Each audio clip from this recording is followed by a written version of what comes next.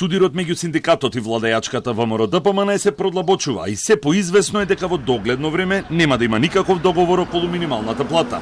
Во седиштето на партијата продолжуваат секојдневните темаски пресконференции за раководството на синдикатот и нивните примања.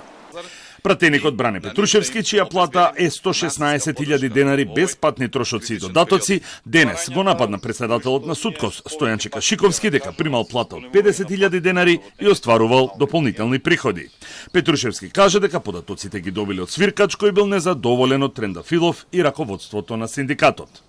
Според информациите кои стигна до нас од свиркачи од ССМ, Стојанче Кашиковски, председател на Синдикатот на работниците од угостителството, туризмот и комунално стамбено стопанство, остварува и дополнителни годишни примања покрај платата.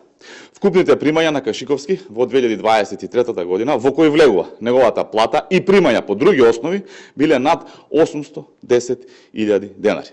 Трендафилов и луѓето околу него одработуваат за нивните позиции по ноти на СДС кои и ги поставија на нелегитимен начин. Од ССМ пак се настават дека засилените притисоци од владеачката ВМРО-ДПМН покажуваат дека тие се во право кога станува збор за висината на минималецот. Не го гледаме како директен удар кон нас, туку многу повеќе кон удар кон работниците.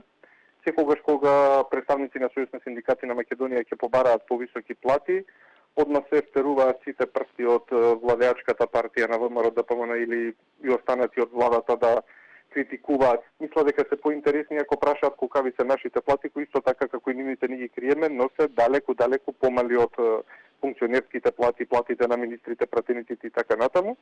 Во среда, ССМ излегува на улица поради едностраната одлука на владата за зголемување на минималецот без согласност од Економско-социјалниот совет, како што предвидува Законот за минимална плата и отсуството на зголемување на платите во јавниот сектор за 12,6%, како што предвидува општиот колективен договор.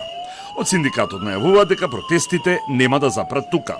После среда очекуваме да скоро и секој ден бидеме на улица додека не се променат некои работи, ќе бидеме погласни и побројни во борбата за работнички права и им благодариме што на еден начин ни прават маркетинг да се види целата јавност кој навистина се бори за работниците и за нивните права и си се гледаме понатаму повеќе денови на улица во нашите барања се до надминување на овие проблеми, а како најмасовен го негуваме уште од сега протестниот марш кој што го планираме за 1 мај.